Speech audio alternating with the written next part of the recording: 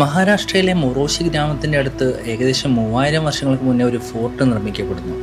Kalyan ജുന്നാർ trade റൂട്ടും നാനേഘട്ട് ജിവ്ദാൻ trade റൂട്ടും നിരീക്ഷിക്കാൻ വേണ്ടിയിട്ടാണ് പ്രധാനമായിട്ടും ഇത് ഉപയോഗിച്ചിരുന്നത്. എന്നാൽ 1818 ആംഗ്ലോ മറാഠൻ വാറിൻ്റെ സമയത്ത് ബ്രിട്ടീഷുകാർ സിസ്റ്റമാറ്റിക്കായിട്ട് എല്ലാ ഫോർട്ടുകളും നശിപ്പിക്കുകയായിരുന്നു. അതായത് ഈ ഒരു ഫോർട്ടിൽ നിന്ന് പിന്നീട് ബ്രിട്ടീഷുകാർക്കൊരു പ്രതിരോധം വരാതിരിക്കാനാണ് അങ്ങനെ ചെയ്തത്.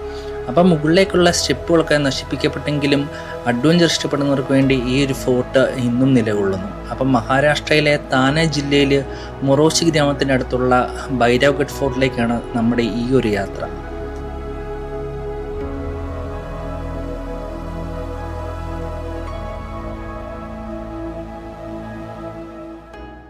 അങ്ങനെ ഹരിശ്ചന്ദ്രഘട്ടും കാലു വാട്ടർഫാളും കണ്ടിട്ട് നേരെ നമ്മൾ മൊറോഷി ഗ്രാമത്തിൽ വന്നിട്ട് ഒരു ബഡ്ജറ്റ് ഫ്രണ്ട്ലി ഹോം സ്റ്റേ എടുത്തു കേട്ടോ.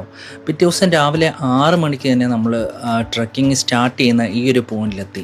ഇതൊരു ചെറിയ ഹോട്ടലാണ് ഭൈരവനാഥ് എന്ന് പറയുന്നത്. അപ്പോൾ ഇതിൻ്റെ അടുത്തു നിന്നാണ് നമ്മൾ ഒരു ട്രക്കിങ് സ്റ്റാർട്ട് ചെയ്യുന്നത്. അപ്പോൾ ഈ ഒരു ട്രക്കിങ് നമ്മൾ ഒറ്റയ്ക്കല്ല ചെയ്യുന്നത്. കാര്യം എന്താണെന്ന് വെച്ചാൽ നമുക്ക് സേഫ്റ്റി എക്യുപ്മെൻറ്റ്സ് ഒന്നും ഇല്ലാണ്ട് ഈ ഒരു ട്രക്കിങ് ചെയ്യാൻ പറ്റത്തില്ല. അതുകൊണ്ട് തന്നെ ട്രെക്ക് വൈബ് എന്ന് പറഞ്ഞൊരു അഡ്വഞ്ചർ ട്രക്കിംഗ് ഗ്രൂപ്പിൻ്റെ കൂടെയാണ് നമ്മൾ ഈ ഒരു ട്രക്കിങ് ചെയ്യുന്നത്. അപ്പം ഏകദേശം 2 മണിക്കൂർ നമുക്കൊരു ചെറിയ ഫോറസ്റ്റ് ട്രെയിലാണ്. അതിലൂടെ നടന്നിട്ട് വേണം നമുക്ക് ഈ ഒരു ബേസ് പോയിന്റിലെത്താനായിട്ട്. അപ്പോൾ നമ്മൾ പോകുന്ന വഴി ഇതുപോലെ 1-2 ചെറിയ വാട്ടർ ക്രോസിംഗ് ഒക്കെ ഉണ്ട്. മൺസൂൺ സമയം അല്ലാത്തതുകൊണ്ട് തന്നെ അധികം വെള്ളമൊന്നുമില്ല. എന്നാൽ പോലും നമ്മൾ തിരിച്ചു വരുന്ന സമയത്ത് ഇവിടെ നിന്നാട്ടോ നമ്മുടെ ബോട്ടിൽസൊക്കെ നിറച്ചേ. അങ്ങനെ ഏകദേശം 1.5 മണിക്കൂറിൻ്റെ ഫോറസ്റ്റ് ട്രെയിനിന് ശേഷമാണ് നമ്മൾ ഈ ഒരു പോയിന്റിലെത്തുന്നത്. നമ്മുടെ ഫസ്റ്റ് ബ്രേക്ക് പോയിന്റ് എന്ന് വേണേൽ പറയാം കേട്ടോ. അപ്പോൾ ഇവിടെ നിന്ന് നോക്കുവാണെങ്കിൽ നമുക്ക് ആ ഒരു മാൾഷേഘട്ടും നാനേഘട്ടും ആ ഒരു സഹ്യാദ്രി മലകളുടെ ഒരു ബ്യൂട്ടിഫുൾ വ്യൂ ആട്ടോ അവിടെ നിന്ന്.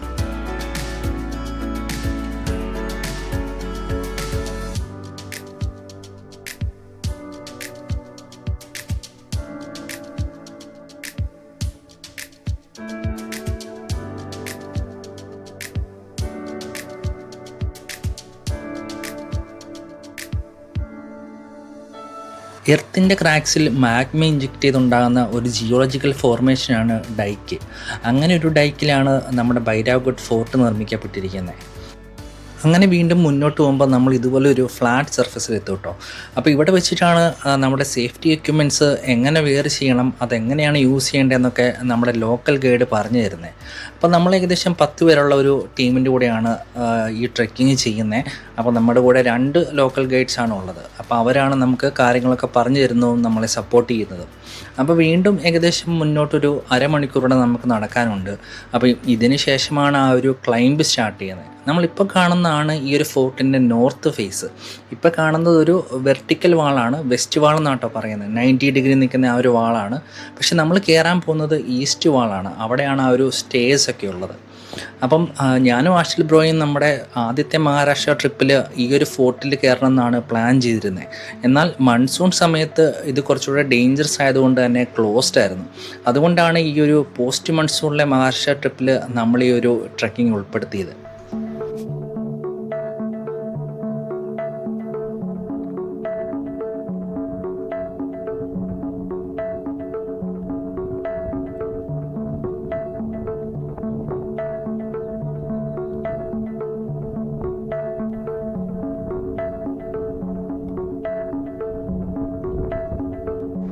ഭൈരവ്ഗഡ് ഫോർട്ടിൽ 1-2 കേവ്സ് ഉണ്ട്. അതിലെ ആദ്യത്തെ കേവാണ് നമ്മൾ ഈ കാണുന്നത്. അപ്പോൾ നമ്മൾ ആ കേവിൻ്റെ അങ്ങോട്ട് കയറുന്നില്ല. വീണ്ടും മുമ്പോട്ട് നടക്കുമ്പോഴത്തേനും ഈ ഒരു ക്ലൈമ്പിൻ്റെ ബേസ് പോയിന്റിലേക്ക് നമ്മളെത്തും. അപ്പോൾ ഇവിടെ നിന്നാണ് നമ്മൾ റോപ്പ് ഉപയോഗിച്ച് ക്ലൈംബ് ചെയ്യുന്നത് കേട്ടോ. അപ്പം എന്താണേലും നമ്മൾ ആ ഒരു ക്ലൈമ്പിങ് സ്റ്റാർട്ട് ചെയ്യുവാണ്. അപ്പം ഞാനാണ് ഫ്രണ്ടിൽ പോകുന്നത്, തൊട്ട് പുറകിൽ ആഷിൽ ബ്രോയും ഉണ്ട്. അപ്പോൾ ആ ഒരു ഫസ്റ്റ് സെക്ഷൻ എടുത്ത് കഴിയുമ്പോഴത്തേനും ആ ഒരു സ്റ്റെപ്പുകൾ തുടങ്ങും കേട്ടോ. അപ്പോൾ ഈ സ്റ്റെപ്പിൻ്റെയൊക്കെ സൈഡിൽ സേഫ്റ്റി ഒന്നുമില്ല. കാര്യം എന്താണെന്ന് വെച്ചാൽ നമ്മൾ നേരത്തെ പറഞ്ഞ പോലെ തന്നെ പണ്ട് ബ്രിട്ടീഷുകാർ നശിപ്പിച്ച് കളഞ്ഞതാണ് അവയൊക്കെ. എന്നാൽ ചില സ്ഥലത്ത് സ്റ്റെപ്പുകൾ ഒട്ടും തന്നെ ഇല്ല. അങ്ങനെയൊരു സ്ഥലത്ത് വളരെ റിസ്ക്കാണ്. അതുകൊണ്ട് തന്നെയാണ് ഈ ഒരു റോപ്സൊക്കെ നമ്മൾ യൂസ് ചെയ്യുന്നത്. നമ്മളിപ്പോൾ കാണുന്നതാണ് ഈ ഒരു ഫോർട്ടിലെ 2ാമത്തെ കേവ്. അപ്പോൾ ഈ ഒരു കേവിന് ആക്ച്വലി ഇങ്ങനൊരു എൻട്രൻസ് ഇല്ലാത്തതായിരുന്നു. എന്നാൽ ഇതിൻ്റെ ഫ്രണ്ടിലെ സ്റ്റെപ്പുകളൊക്കെ നശിപ്പിക്കപ്പെട്ടതുകൊണ്ടാണ് ഇങ്ങനൊരു എൻട്രൻസ് ഉണ്ടാക്കി ഇതിൻ്റെ ഉള്ളിലൂടെ നമ്മൾ കയറി പോകുന്നത്.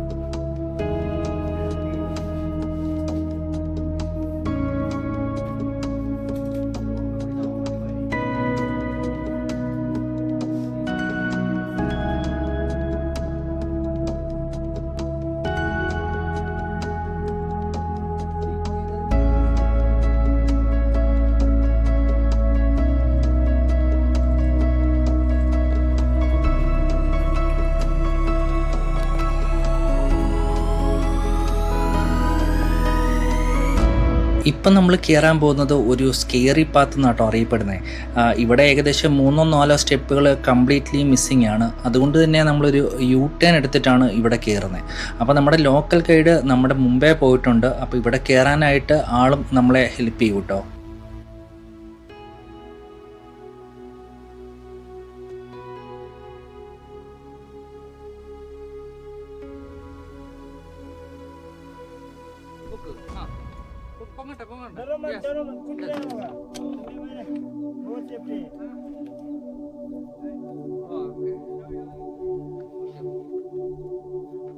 അതിനുശേഷം വീണ്ടും മുന്നോട്ട് കുറച്ച് സ്റ്റെപ്സ് ഉള്ള പോർഷൻ ആട്ടോ.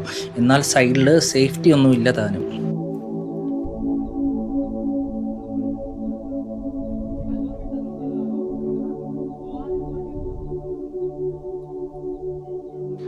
അപ്പോൾ ഇതും ഒരു സ്കെയറി പാത്താണ്. ഇവിടെയും കുറച്ച് സ്റ്റെപ്പുകൾ മിസ്സിങ് ആയിട്ട് നമുക്ക് കാണാം കേട്ടോ.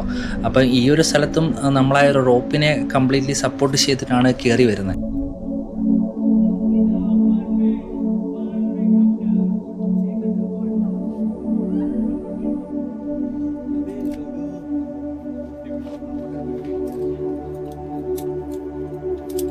അങ്ങനെ ആ ഒരു സ്കെയറി പാത്തൂടെ കഴിഞ്ഞ് കഴിയുമ്പോഴത്തേനും നമുക്ക് മേളിൽ വരെ കംപ്ലീറ്റ്ലി സ്റ്റെപ്സ് ഉണ്ട് കേട്ടോ. നേരത്തെ പറഞ്ഞ പോലെ സൈഡിലാ ഒരു സേഫ്റ്റി ഇല്ലെങ്കിൽ പോലും.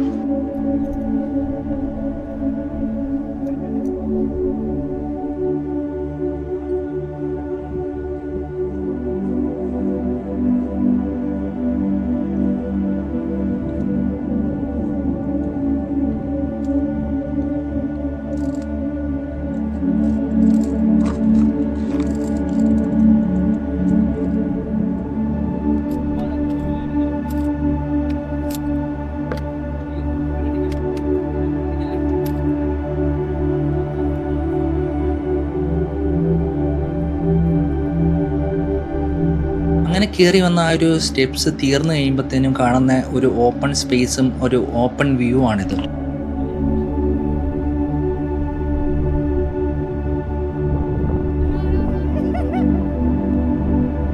അപ്പോൾ നമുക്കവിടെ നിന്ന് മുകളിലേക്കാണ് പോകേണ്ടത്. എന്നാൽ വലത്തേക്ക് പോവുകയാണെങ്കിൽ ആ ഒരു വാട്ടർ സ്റ്റോറേജ് സ്പേസൊക്കെ നമുക്ക് കാണാം കേട്ടോ.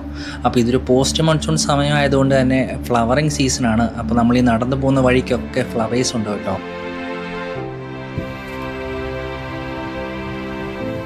അങ്ങനെ വീണ്ടും മുമ്പോട്ട് ഒരു സിംഗിൾ സ്ട്രെച്ചിൽ നമുക്ക് ടോപ്പ് പോയിന്റ് എത്താം കേട്ടോ.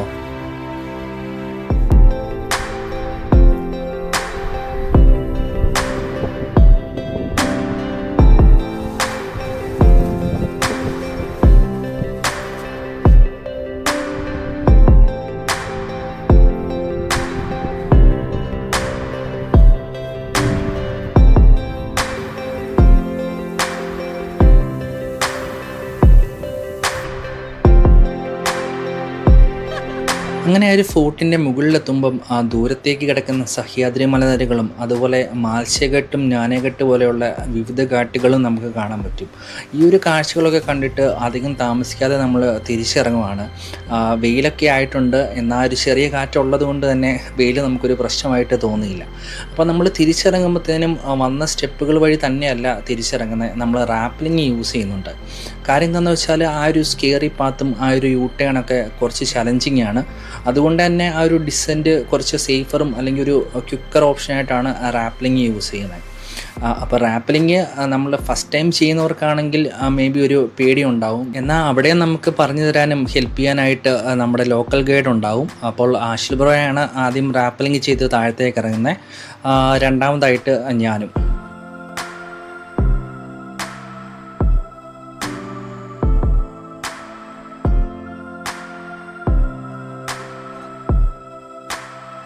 മഹാരാഷ്ട്രയിലെ second hardest and dangerous trekking എന്നാണ് മൊറോഷിലുള്ള ഈ ഒരു ഭൈരവ്ഘട്ട് അറിയപ്പെടുന്നത്.